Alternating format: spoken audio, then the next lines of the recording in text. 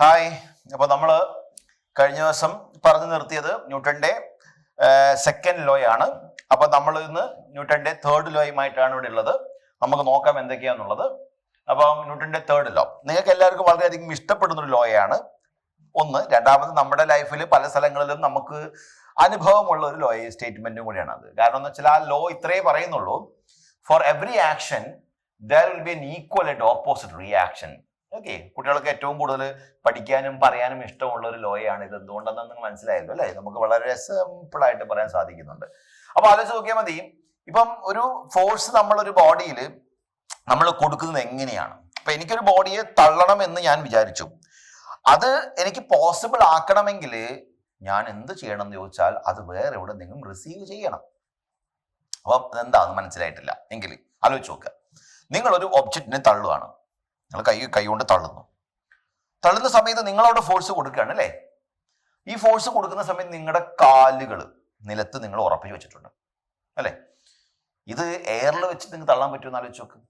നിങ്ങൾ കാലുകൾ നിലത്ത് വെക്കാതെ എയറിൽ നിർത്തി തള്ളാൻ പറ്റും നോക്കൂ, നടക്കത്തില്ല. അപ്പൊ നിങ്ങൾ എന്താ മനസ്സിലാക്കേണ്ടത്? നിങ്ങളുടെ കാലുകളിലൂടെ നിങ്ങൾ ആ ബോഡിയിൽ കൊടുക്കേണ്ട ഫോഴ്സ് നിങ്ങളുടെ കൈകളിലേക്ക് എത്തിച്ചു അല്ലേ? അപ്പൊ കാലിന്റെ സഹായത്തോടു കൂടി അവിടെ എത്ര ഫോഴ്സ് ആണ് നിങ്ങൾ കൊടുക്കാൻ ഉദ്ദേശിക്കുന്നത് അത്രയും ഫോഴ്സ് നിങ്ങളുടെ കൈകളിലേക്ക് എത്തിച്ചിട്ടാണ് നിങ്ങൾ അത് കൊടുത്തിരിക്കുന്നത്. എന്ന് പറഞ്ഞാൽ ഞാൻ ഗ്രൗണ്ടിൽ നിന്നും ഒരു ഫോഴ്സ് എന്ത് കിട്ടി? വാങ്ങി.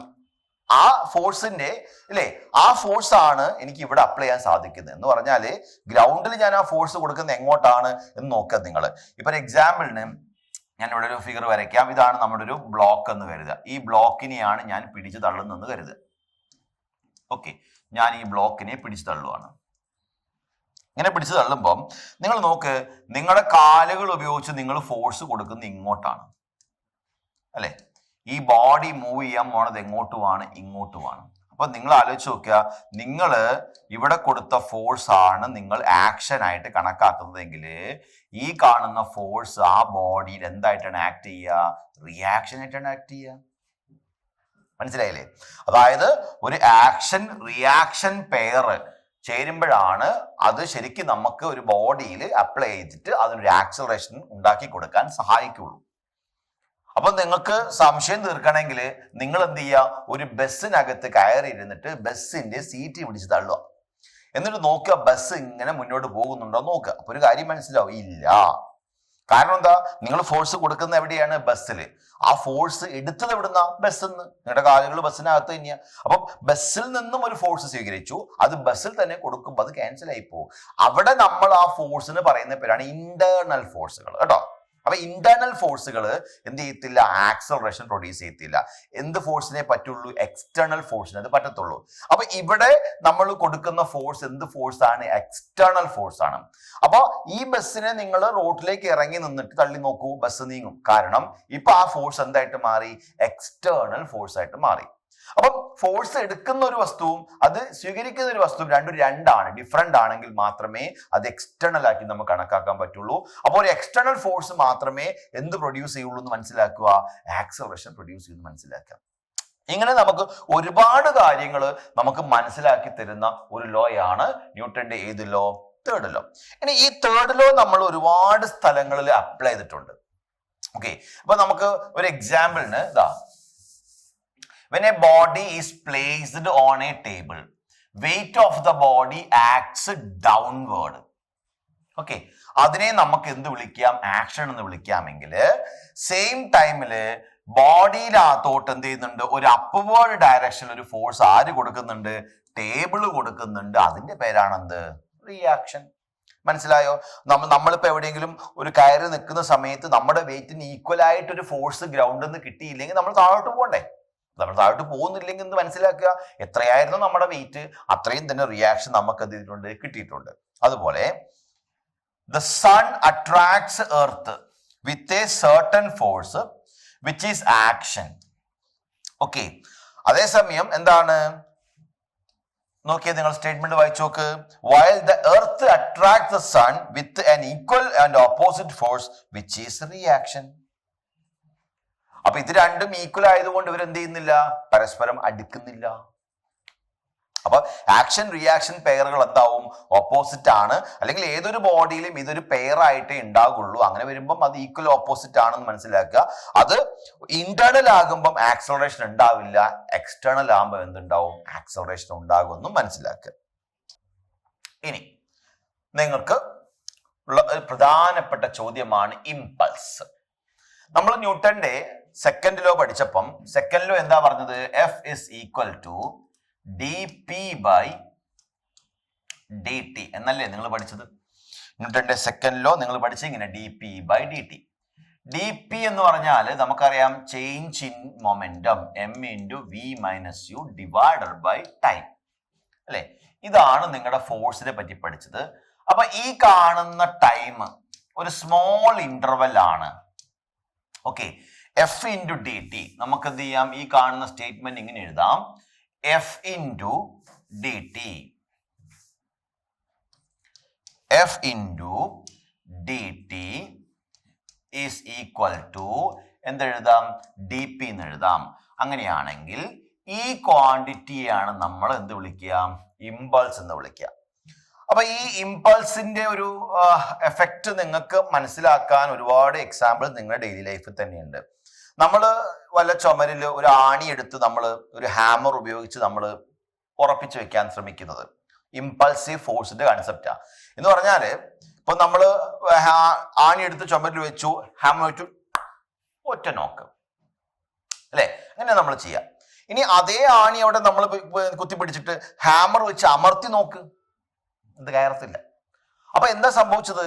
നമ്മൾ ആ ബോഡിയിൽ കൊടുത്ത ഫോഴ്സ് ആ ബോഡിയിൽ ആക്ട് ചെയ്യുന്നത് ഫ്രാക്ഷൻ ഓഫ് സെക്കൻഡാ. അങ്ങനെ വരുമ്പം ഒരു ഷോർട്ട് ഡ്യൂറേഷനിൽ ആക്ട് ചെയ്യപ്പെടുന്ന വലിയ ഫോഴ്സ് ആയിട്ടാണ് തന്നെ കണക്കാക്കേണ്ടത്. അതിനെയാണ് നമ്മൾ എന്ത് വിളിക്കുക? ഇമ്പൾസീവ് ഫോഴ്സ് എന്ന് വിളിക്കുക. ഓക്കെ, ഇമ്പൾസീവ് ഫോഴ്സ് അങ്ങനെ പറഞ്ഞാൽ എന്താണ്? A large force acting four A short while. അപ്പൊ ഈ ടൈം എത്ര ചെറുതാണോ അത്രയും എന്താണ് അത് ഇമ്പൾസീവ് ഫോഴ്സ് ആയിട്ട് മാറുക ചെയ്യുക. ടൈം വലുതാകുമ്പോൾ സ്വാഭാവികമായിട്ട് അത് ചേഞ്ച് ഇൻ മൊമെന്റത്തിന് പ്രപ്പോർഷണൽ ആക്കിയിട്ട് നമ്മോട് ഉത്തരം കണ്ടുപിടിക്കാൻ പറ്റും. കാരണം ഫോഴ്സിന് ടൈം ഇമ്പൾസ് ആണെങ്കിൽ ആ ഫോഴ്സും ടൈമും തന്നിട്ടില്ലെങ്കിൽ പിന്നെ നിങ്ങൾ നോക്കേണ്ടത് ചേഞ്ച് ഇൻ മൊമെന്റം ഉണ്ടോന്നാണ്. അതും എന്താണ്? ഇമ്പൾസ് തന്നെയാണെന്ന് മനസ്സിലാക്കുക കേട്ടോ. ഇനിയും നിങ്ങളോട് ചോദിക്കുന്ന മറ്റൊരു ചോദ്യമാണ്, ഒരു ക്രിക്കറ്റർ ഒരു സീസൺഡ് ക്രിക്കറ്ററും ഒരു നോവിസ് പ്ലെയറും തമ്മിലുള്ള ഡിഫറൻസ് എന്താ? ഒരു സീസൺ ക്രിക്കറ്ററുടെ ബോൾ പിടിക്കുന്നത് ഒരു പ്രത്യേക രീതിയിലാണ്. ബോൾ ഇവിടുന്ന് പിടിച്ചു കൈ ഇങ്ങനെ താഴ്ത്തി കൊണ്ടുവന്നു അല്ലെ? അപ്പൊ അതെന്താ അങ്ങനെയെന്ന് ചോദിച്ചു കഴിഞ്ഞാല്, ഇവിടുന്ന് പിടിക്കുന്ന സമയത്ത് ആ ബോൾ റെസ്റ്റിലേക്ക് വരുവാണ്. ആ വരാൻ അദ്ദേഹം കുറച്ച് സമയം കൊടുത്തു. അപ്പൊ എന്തിന്റെ? ടൈം കൂടുമ്പം ഇമ്പൾസീവ് ഫോഴ്സിന്റെ എഫക്ട് എന്താണ്? കുറയുക ചെയ്യുക അല്ലെ? കാരണം ടൈം കുറയുമ്പോഴാണല്ലോ അത് ഇമ്പൾസീവ് ഫോഴ്സ് ആയിട്ട് മാറുന്നത്. അപ്പൊ ടൈം കൂടുക എവിടെ? അപ്പൊ അത് ഇമ്പൾസീവ് ഫോഴ്സ് അല്ല. ഓക്കെ, അതുകൊണ്ട് ഒരു നോവിസ് പ്ലെയർ എന്ന് പറയുന്ന ഒരു പുതിയ ആള് ഈ ബോൾ പിടിക്കുകയാണോ അല്ലെങ്കിൽ ഈ ടെക്നിക്ക് ഒന്നും അറിയത്തില്ല, ആള് ബോളിന് ഇങ്ങനെ അങ്ങ് പിടിക്കുന്ന സമയത്ത് ആ ബോൾ അയാളുടെ കയ്യിൽ ആക്ട് ചെയ്യുന്നത് ഒരു ഫ്രാക്ഷൻ ഓഫ് സെക്കൻഡിലാണ്. ആ ഒരു ഫ്രാക്ഷൻ ഓഫ് സെക്കൻഡിൽ അതിനെ അദ്ദേഹം റെസ്റ്റിലേക്ക് കൊണ്ടുവരാൻ ശ്രമിക്കുകയാണ്. അപ്പൊ ഫലത്തിൽ എന്ത് ചെയ്യും? ഇമ്പാക്ട് കൂടും, അയാളുടെ കൈ വേദനിക്കും. മറ്റാൾ എന്ത് ചെയ്യും? അതേ ബോളിനെ പിടിച്ചു, പക്ഷെ ആ ബോളിനെ റെസ്റ്റിലേക്ക് കൊണ്ടുവരുന്നത് ആഫ്റ്റർ സം ടൈംസ് ആണ്. ദാറ്റ് മീൻസ് ഇമ്പാക്ട് കുറഞ്ഞു, അയാളുടെ കൈ വേദനിക്കത്തില്ല. അപ്പം ഇങ്ങനെയുള്ള ചോദ്യങ്ങളെല്ലാം നമ്മുടെ ഏതിന്റെ കൺസെപ്റ്റ് ആണ്? ഇമ്പൾസിന്റെ കൺസെപ്റ്റ് ആണെന്ന് മനസ്സിലാക്കുക. ഇനി ഈ ഇമ്പൾസ് തന്നെ പല രീതിയിൽ നമ്മുടെ മുന്നിലേക്ക് ചോദ്യങ്ങളായിട്ട് വരും. അപ്പൊ നമുക്ക് ഇതിനകത്ത് ഇപ്പൊ ജനറൽ ആയിട്ട് നിങ്ങൾ പറഞ്ഞു കൊടുക്കേണ്ടത് എന്താണ് ഇമ്പൾസീവ് ഫോഴ്സ് എന്നുള്ളതാണ്. അപ്പൊ അതിന്റെ സ്റ്റേറ്റ്മെന്റ് ആണ് ഓർത്ത് വെക്കേണ്ടത്. It is A large force acting four A short while അല്ലെ? ഒരു ചെറിയൊരു ഇടവേളയിൽ എന്താണ് അനുഭവപ്പെട്ട വലിയൊരു ഫോഴ്സ് എന്ന ക്രമത്തിലാണ് നമ്മൾ ആ ഇമ്പൾസീവ് ഫോഴ്സിനെ പറ്റി നമ്മൾ പറഞ്ഞു കൊടുക്കേണ്ടത് കേട്ടോ. അപ്പൊ ഇതാണ് ഒന്ന് ശ്രദ്ധിക്കേണ്ട കാര്യം. ഇനി നമുക്ക് എന്ത് ചെയ്യാം? ഇവിടെ കുറച്ച് എക്സാമ്പിൾസ് പറഞ്ഞിട്ടുണ്ട്. Kicking A ball, striking A nail with a hammer, collision with collision of bodies, ഇങ്ങനെ പറയുന്നതൊക്കെ ഇമ്പൾസീവ് ഫോഴ്സ് ആയിട്ട് കണക്കാക്കണം. കാരണം ഇതൊക്കെ വളരെ ഫ്രാക്ഷൻ ഓഫ് സെക്കൻഡിലാണ് അവിടെ ആക്ട് ചെയ്തുകൊണ്ടിരിക്കുന്നത് കേട്ടോ. ഇനി impulsive force measured as the product of the force and time for which the force acts. Okay, അതുപോലെ തന്നെ it can be expressed as എന്താണ്? Delta P. Okay, you got it what I mean. അപ്പം impulse എന്ന് പറഞ്ഞാല് force into എന്താണ്? Delta എന്താണ്? T ആണ്. That is equal to എന്താണ്? ചേഞ്ച് ഇൻ മൊമെന്റം ആണ്. ഓക്കെ, ചേഞ്ച് ഇൻ മൊമെന്റം ആണ്. അപ്പൊ അത് നിങ്ങൾ അവിടെ നോട്ട് ചെയ്ത് വെക്കണം. ചേഞ്ച് ഇൻ മൊമെന്റം ആണ് ആ ഒരു ഡെൽറ്റ വി എന്ന് പറഞ്ഞിട്ട് നമ്മൾ എന്ത് ചെയ്യണം? അവിടെ ആഡ് ചെയ്ത് വെക്കണം. ഒന്നെങ്കിൽ നിങ്ങൾ ഫോഴ്സിന്റെ ടൈം ആയിട്ട് കണ്ടുപിടിക്കുക, അല്ലെങ്കിൽ ചേഞ്ച് ഇൻ മൊമെന്റം ആയിട്ട് എന്ത് ചെയ്യുക? C change in the momentum ആയിട്ട് നമ്മൾ എന്ത് ചെയ്യണം? കണക്കാക്കണം. എന്തിന്? ഇമ്പൾസീവ് ഫോഴ്സിനെ. യൂണിറ്റ് ചോദിച്ചാല്, ഇമ്പൾസ് എന്ന് പറഞ്ഞാൽ ഫോഴ്സ് ഇൻറ്റു ടൈം ആണെങ്കിൽ നിങ്ങൾക്ക് പറഞ്ഞൂടെ മക്കളെ, എന്താ യൂണിറ്റ്? ഫോഴ്സ് ന്യൂട്ടൺ ആണ്, ടൈം സെക്കൻഡ് ആണ്, ന്യൂട്ടൺ സെക്കൻഡ് അല്ലേ? ഈ ന്യൂട്ടനെ വേണേ നമുക്ക് kilogram metre per second square into എന്താണ്? സെക്കൻഡ് സ്ക്വയറും തങ്ങ് വെട്ടിക്കളഞ്ഞു. ബാക്കി എന്താ ഉണ്ടാവുക? കിലോഗ്രാം മീറ്റർ സെക്കൻഡ് ഇൻവേഴ്സ് എന്ന് പറഞ്ഞാൽ മൊമെന്റത്തിന്റെ യൂണിറ്റ് എന്താ? Kilogram metre second inverse. അത് തന്നെയാണ് ആഡ് യൂണിറ്റും ഈ കാണുന്ന പോലെ. അപ്പൊ ഇതൊന്ന് ശ്രദ്ധിച്ചു വെക്കാം. ന്യൂട്ടൺ സെക്കൻഡും എന്ന് പറയുന്നത് തന്നെയാണ് കിലോഗ്രാം മീറ്റർ പെർ സെക്കൻഡ് എന്ന് പറയുന്നത്. രണ്ടും എന്തിന്റെ യൂണിറ്റ് ആണ്? ഇമ്പൾസിന്റെ യൂണിറ്റ് ആണെന്ന് മനസ്സിലാക്കുക. അതുപോലെ എന്തും നോക്കി വെക്കുക? ഡയമെൻഷനും നോക്കി വെക്കുക. ഓക്കെ, ഇനി നിങ്ങൾക്ക് കോണ്ടാക്ട് ഫോഴ്സുകൾക്ക് എക്സാമ്പിൾ ചോദിച്ചാല്, പുഷ് പുള്ള് ഇതൊക്കെ കോണ്ടാക്ട് ഫോഴ്സുകളാണ്. അപ്പോൾ അതില് നമ്മൾ ശ്രദ്ധിക്കേണ്ട ഒരു കാര്യം എന്താണ്? ഇപ്പം ഒരു ബോഡിയെ ഞാനൊരു സർഫസിൽ വെച്ചാൽ ആ ബോഡിയുടെ വെയിറ്റ്, അതാണ് ഈ mg എന്ന് കാണിച്ചു വെച്ചിരിക്കുന്നത്. ഓക്കെ, ആ വെയിറ്റ് ആ സർഫസിൽ ആക്ട് ചെയ്യും. ഇതാണ് ആ സർഫസ്. ഈ സർഫസിൽ ആക്ട് ചെയ്യും, കണ്ടോ? അപ്പൊ ഈ സർഫസിൽ ആക്ട് ചെയ്യുമ്പോൾ സ്വാഭാവികമായിട്ട് അതൊരു ഫോഴ്സ് ആണല്ലോ, വെയിറ്റ് ഒരു ഫോഴ്സ് ആണല്ലോ. അതുകൊണ്ട് ആ ബോഡിക്ക് താഴേക്ക് പോകാനുള്ള ടെൻഡൻസി ഉണ്ടാവുക. പോകുന്നില്ല എങ്കിൽ അയാളുടെ മേലെ എന്ത് ചെയ്യുന്നുണ്ട്? വേറെ ഏതൊരു ഫോഴ്സ് മേലോട്ട് ആക്ട് ചെയ്യുന്നുണ്ടെന്ന് മനസ്സിലാക്കുക. ഏതാണ് ആ ഫോഴ്സ്? അതിന്റെ പേരാണെന്ത്? Reaction force. നോർമൽ റിയാക്ഷൻ എന്ന് വിളിക്കും. അതുകൊണ്ട് ഒരു സർഫസിൽ നിന്നും ഒരു ബോഡിക്ക് കിട്ടുന്ന ഫോഴ്സിന്റെ പേരാണെന്ത്? Normal reaction. അത് എപ്പോഴും എന്താണ്? സർഫസിന് പെർപെൻഡിക്കുലർ ആയിരിക്കണം. അപ്പൊ ഇങ്ങനെ വരുമ്പോ ഇങ്ങനെ ഒരു സർഫസ് തന്നു, ഇതാണ് നിങ്ങളുടെ ബോഡി. ഓക്കെ, ഇങ്ങനെ ഒരു സർഫസ് ആണെങ്കിൽ എവിടെ നിങ്ങളുടെ നോർമൽ റിയാക്ഷൻ എങ്ങോട്ട് വരയ്ക്കുന്നു ചോദിച്ചു. അപ്പൊ സ്വാഭാവികമായിട്ട് കുട്ടികൾ എന്ത് ചെയ്യണം? മനസ്സിലാക്കണം, എപ്പോഴും വെയിറ്റ് എപ്പോഴും നേരെ താഴേക്കാണ് വരയ്ക്കേണ്ടത്, നേരെ താഴോട്ട് വരയ്ക്കുക അല്ലെ. റിയാക്ഷൻ എങ്ങോട്ടാണ് വരയ്ക്കേണ്ടത്? ഈ ബോഡിയെ സംബന്ധിച്ച് സർഫസ് എന്നാണ് റിയാക്ഷൻ വരയ്ക്കേണ്ടത്. So it should be like this. This is your normal reaction. മനസ്സിലായോ? കാരണം റിയാക്ഷൻ ഫോഴ്സ് എപ്പോഴും എവിടുന്ന് കിട്ടുന്നതാണ്? ഫോഴ്സ് ആണ് സർഫസ് നിന്ന് കിട്ടുന്നതാണ്. അത് സെന്റർ ഓഫ് മാസ് എന്ന് കാണിക്കുന്നത് കൊണ്ടാണ് നിങ്ങൾക്ക് അത് പെട്ടെന്ന് മനസ്സിലാവാത്തത്. പക്ഷേ സെന്റർ ഓഫ് മാസ് എന്നല്ല കാണിക്കേണ്ടത്, നമ്മൾ ഇവിടെ നിന്നാണ് ഈ കാണും. ഇനി സെന്റർ ഓഫ് മാസ് എടുക്കുന്ന ലോജിക്ക് എന്താ? ഒരു ബോഡി എന്ന് പറഞ്ഞാൽ സിസ്റ്റം ഓഫ് മാസസ് ആയിരിക്കും. അപ്പൊ അങ്ങനെയുള്ള എല്ലാ മാസ് പാർട്ടികളും ഒരേ സമയം എടുക്കാണ്ട് അത് എല്ലാ മാസും കൂടെ ബോഡിയിൽ ഒരു പോയിന്റിൽ നിൽക്കുന്നതായിട്ട് സങ്കല്പിച്ചിട്ടാണ് നമ്മൾ സെന്റർ ഓഫ് മാസ് എടുക്കുക. അതുകൊണ്ട് ഇങ്ങനെ വരുന്ന സമയത്ത് ഒരു ചെരിഞ്ഞ സർഫസിൽ നോർമൽ റിയാക്ഷൻ ഈ ഡയറക്ഷനിലാണ്. അതുപോലെ തന്നെ ഈ ഫോഴ്സിന് രണ്ട് കോമ്പോണൻസ് നമ്മൾ കൊടുക്കുക mgക്ക്. ആ mgയുടെ ഒരു കോമ്പൗണ്ട് ആണ് mg കോസ് തീറ്റ എന്ന് ഞാൻ ഇങ്ങോട്ട് എഴുതും. മറ്റൊരു കോമ്പൗണ്ട് ആണ് എന്ത്? mg sine theta. അപ്പൊ ചെരിഞ്ഞ സർഫസിൽ നിൽക്കുന്ന ഒരു ബോഡിയിൽ ആക്ട് ചെയ്യുന്ന ഫോഴ്സുകൾ ഏതൊക്കെയെന്ന് ചോദിച്ചാൽ ഇത്രയും ഫോഴ്സുകൾ ഉണ്ട്. ഇനി ഒരു ചെരിയാത്ത സർഫസിലാണെങ്കിൽ എത്ര ഫോഴ്സ് ഉണ്ട്? ഇത്രയും ഫോഴ്സ് ഉണ്ട്. ഒരു വെയിറ്റും ഉണ്ടാവും, ഒരു റിയാക്ഷൻ ഉണ്ടാവും. അതുകൊണ്ട് ഇതൊന്ന് പ്രത്യേകം ശ്രദ്ധിക്കാം. പിന്നെ ഇതിപ്പോ എവിടെ നിന്ന് വന്നു എന്നൊരു കുട്ടിക്ക് തോന്നുന്നുണ്ടെങ്കിൽ അവർ ആ വെക്ടർ എന്ന് പറയുന്ന ചാപ്റ്ററിൽ റെസൊല്യൂഷൻ ഓഫ് വെക്ടർ എന്നൊരു കോൺസെപ്റ്റ് പഠിക്കുന്നുണ്ട്. ഓക്കെ, അതെടുത്തിട്ടൊന്ന് നന്നായിട്ട് പഠിച്ചാൽ നമുക്ക് മനസ്സിലാവും ഇത് എന്താണ്, എങ്ങനെ സംഭവിച്ചെന്നുള്ള വളരെ വ്യക്തമായിട്ട് നമുക്ക് എന്ത് ചെയ്യാൻ പറ്റും? മനസ്സിലാക്കാൻ സാധിക്കും കേട്ടോ. നോക്കിയോ, apparent weight of A body in A lift or elevator. ഇപ്പൊ ഒരു ലിഫ്റ്റ് എന്ന് നമ്മൾ പറയുന്നത് എന്താണ്? ശരിക്കും ഒരു മെഷീനാണ് അല്ലെ. നമുക്ക് നമ്മുടെ ഈ എന്താ പറയാ, നമ്മുടെ വർക്ക്, നമ്മുടെ എഫേർട്ട് കുറച്ചിട്ട് നമുക്ക് ഒരു വർക്ക് ചെയ്യാൻ തോന്നുന്ന സമയം നമ്മൾ ഉപയോഗിക്കുന്ന ഒരു ടെക്നിക്കൽ അല്ലെ, ടെക്നോളജിയുടെ ഭാഗമായിട്ട് നമ്മൾ കണ്ടുപിടിച്ചതാണ്. അപ്പൊ ഒരു ലിഫ്റ്റില് നമ്മൾ മനസ്സിലാക്കേണ്ടത് അപ്പാരന്റ് വെയിറ്റ് എന്ന് പറഞ്ഞപ്പോൾ ഒരു ലിഫ്റ്റ് ആണെങ്കിൽ ആ ലിഫ്റ്റിൽ നിൽക്കുന്ന എനിക്ക് എന്തൊക്കെ ഫോഴ്സ് എക്സ്പീരിയൻസ് ചെയ്തു? ഒന്ന്, ഈ ലിഫ്റ്റിനകത്ത് എന്റെ വെയിറ്റ് താഴോട്ടുണ്ട്.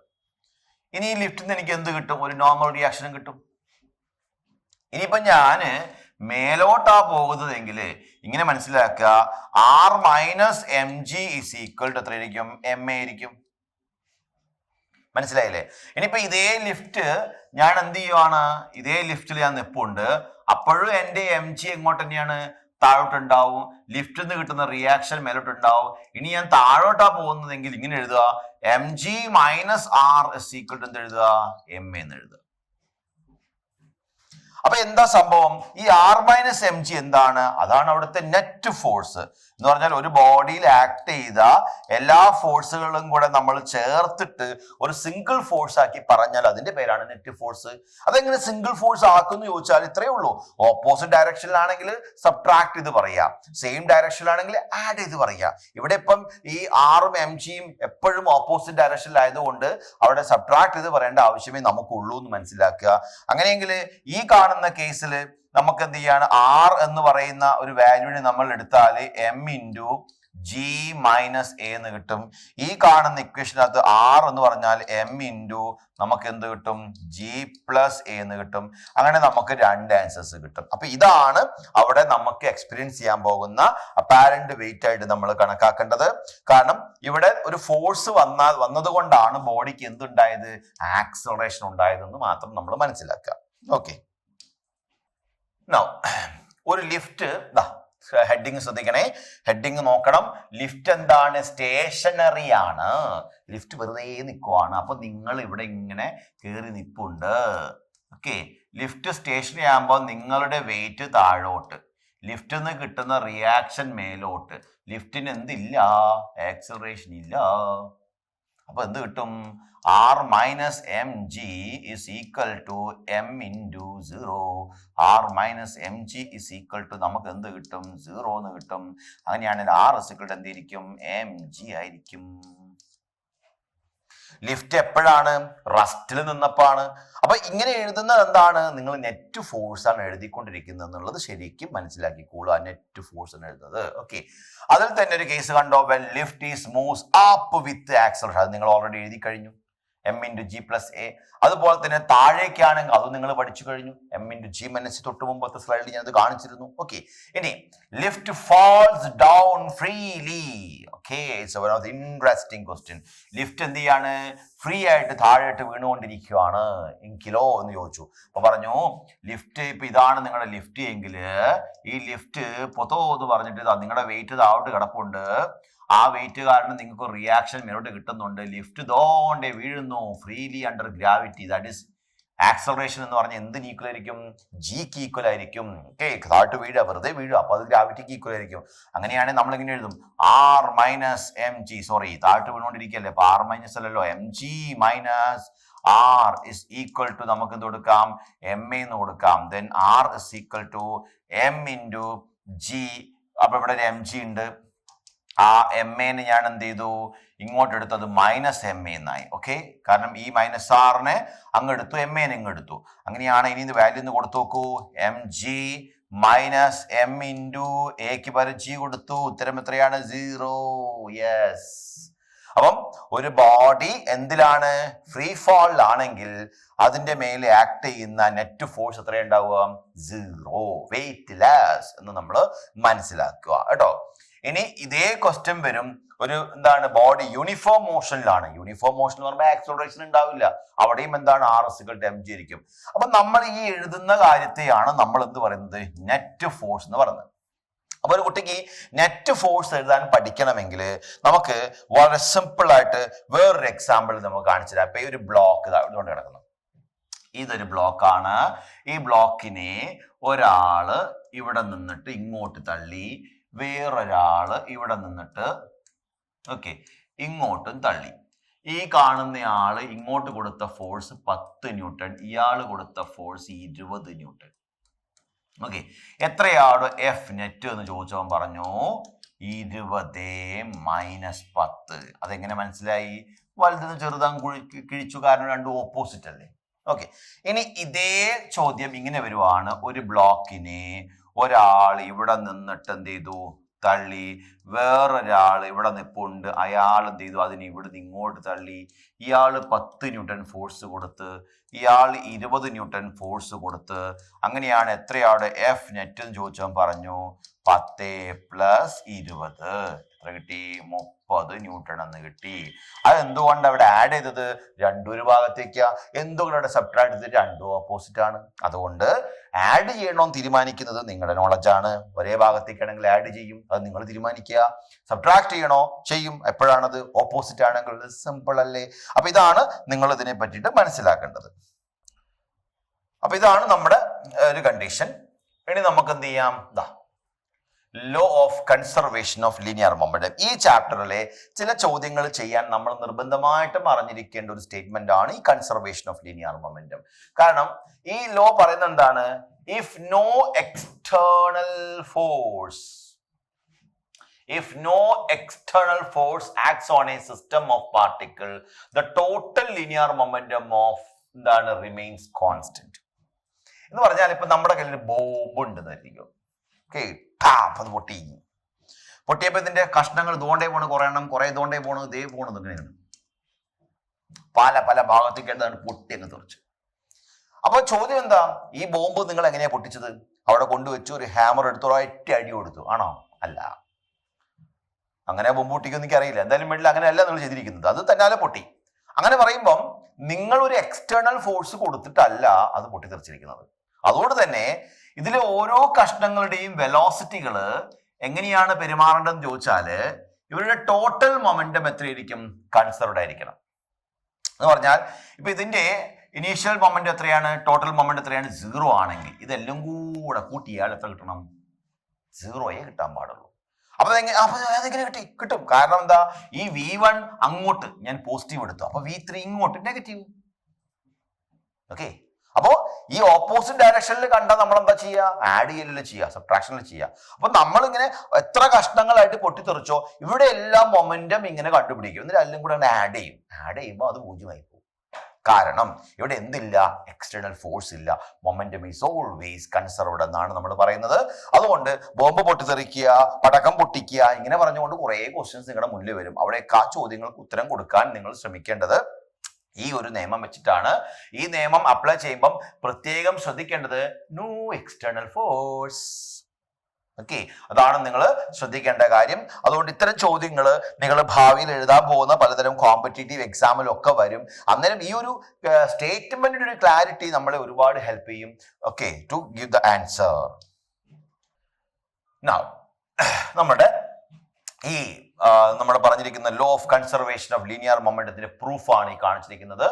എക്സ്റ്റേണൽ ഫോഴ്സ് ഇല്ല എങ്കിൽ rate of change of moment എത്രയായിരിക്കും മക്കളെ? F = 0 എന്നല്ലേ പറഞ്ഞിരിക്കുന്നത്. അപ്പൊ dp/dt എന്തായിരിക്കും? 0 ആയിരിക്കും. ഒരു ക്വാണ്ടിറ്റിയുടെ അല്ലെ, ഇപ്പൊ നമുക്കറിയാം കാൽക്കുലസ് നമ്മൾ പഠിച്ചിട്ടുണ്ട്. ഇപ്പൊ F = dp/dt എന്നാ നമ്മൾ പഠിക്കുന്നതെങ്കിൽ F 0 ആവുക എന്ന് പറഞ്ഞാൽ അപ്പൊ dp/dt 0 ആകുക എന്നാണ്. അപ്പൊ dp/dt 0 ആവണം. ഒരു നമ്പറിന്റെ ഡെറിവേറ്റീവ് 0 ആകുക എന്ന് പറഞ്ഞാൽ p എന്താവണം? ഒരു കോൺസ്റ്റന്റ് ആവണം. എങ്കിൽ മാത്രമേ ഉള്ളൂ അതിന്റെ ഡെറിവേറ്റീവ് എന്താവുള്ളൂ? 0 എന്ന് കിട്ടത്തുള്ളൂ. അപ്പം മൊമെന്റം എന്ന് പറയുന്ന p എന്ന് പറയുന്ന ഒരു വാല്യൂ കോൺസ്റ്റന്റ് ആയാൽ മാത്രമേ നമുക്ക് എന്ത് കിട്ടുള്ളൂ? അത് 0 ആയിട്ട് കിട്ടത്തുള്ളൂ. അതാണ് നമ്മളുടെ എന്ത് പറഞ്ഞിരിക്കുന്നത്?